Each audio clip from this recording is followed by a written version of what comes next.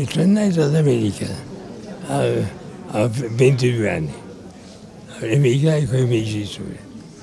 Mio padre aveva già installato un impianto artigianale e lì mi appassionai all'impianto artigianale, che erano tutte separate, impastatrice, gramole e pressa. Non capita spesso di incontrare la storia faccia a faccia, di leggere più di un secolo sul volto e nella voce di una persona. Attilio Mastromauro di anni veramente ne ha 101 e lui la storia dell'imprenditoria pugliese con il suo pastificio Granoro l'ha fatta davvero. E fa sorridere pensare che l'Università di Bari, che ha deciso di omaggiarlo con il sigillo d'oro riservato alle grandi personalità del territorio, è stata fondata nel 1925, quando il cavaliere Attilio aveva già 12 anni. A festeggiarlo, insieme al rettore dell'Ateneo Antonio Uricchio, le due figlie Marina e Daniela.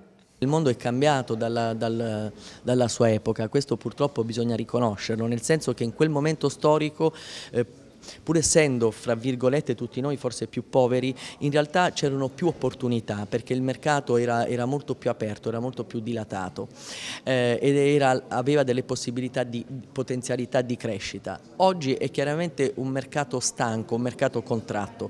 Quello che però ecco, su cui non bisogna demordere, io credo che sia proprio questa sua forza di volontà. Credo che il messaggio che bisogna dare ai giovani è proprio questo, però qui deve fare anche delle grandi scelte la politica. La politica deve dare la possibilità, con delle scelte di politica economica, ai giovani di potersi affermare, perché sennò altrimenti è chiaro che da soli non ce la si fa. E a sentire le sue parole, il fondatore non sembra avere alcuna intenzione di mollare.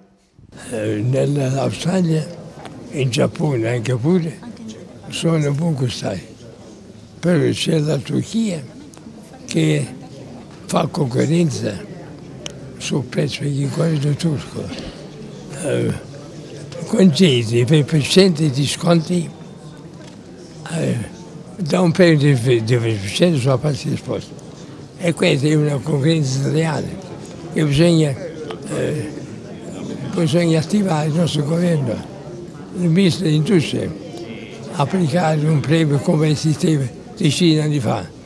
Alla parte che esportava c'era un premio.